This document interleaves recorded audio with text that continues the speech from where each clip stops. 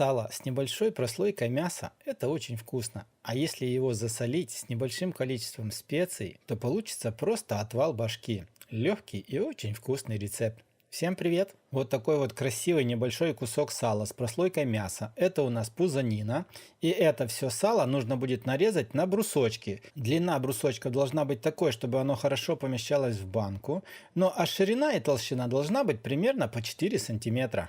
Ну вот как-то так, более-менее равномерными кусочками я нарезал весь кусок сала. Засаливать сегодняшнее сало мы будем в банке холодным способом. Итак, на дно банки нужно уложить 2-3 небольших лавровых листа, небольшую горсть черного перца горошком, примерно 10-15 горошин. Сюда же мы добавляем кориандр, вот такое вот небольшое количество, сколько штук я не пересчитывал. Еще мы сюда добавляем 5 больших горошин душистого перца. Далее нам понадобится одна головка крупная очищенного чеснока.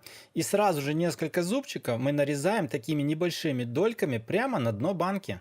Далее в эту банку нам нужно будет уложить полностью все сало, но таким образом укладывайте, чтобы между кусочками сала были просветы. Банку не нужно слишком плотно натрамбовывать салом, потому что нам сюда еще нужно будет заливать рассол. Когда вы уложите большую половину сала в банку, берем остатки чеснока, который остался, и тоже небольшими дольками вот таким вот образом его нарезаем, и полностью весь чеснок нужно будет отправить в банку к салу, равномерно распределив его по всей банке. Когда вы уложите полностью все сало и чеснок в банку, на верхушку мы отправим еще примерно 4-5 лавровых листика. Ну и вот посмотрите, примерно вот как-то так у вас должно будет получиться заполнить банку салом, чесноком, лавровым листьем и небольшим количеством специй. Ну а далее нам остается приготовить только рассол. В сотейник я набрал воду. В воду добавляю 4-5 лавровых листа. Также сюда добавляем горсть черного перца горошком, горсть кориандра, штук 6 душистого перца горошком и всыпаем соль. Смотрите, соли должно быть с расчета 100 грамм соли на 1 килограмм сала. Далее берем ложку, хорошо все перемешиваем, отправляем это все на плиту, доводим до кипения и кипятим все примерно 3-4 минуты.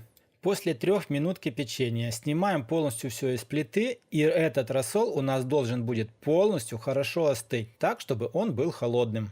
И только после того, как рассол стал полностью холодным, лавровые листья, которые варились в рассоле, мы выбрасываем, а самим рассолом заливаем банку с салом, так, чтобы полностью все сало было хорошо покрыто рассолом. Заливаем полностью по края банки.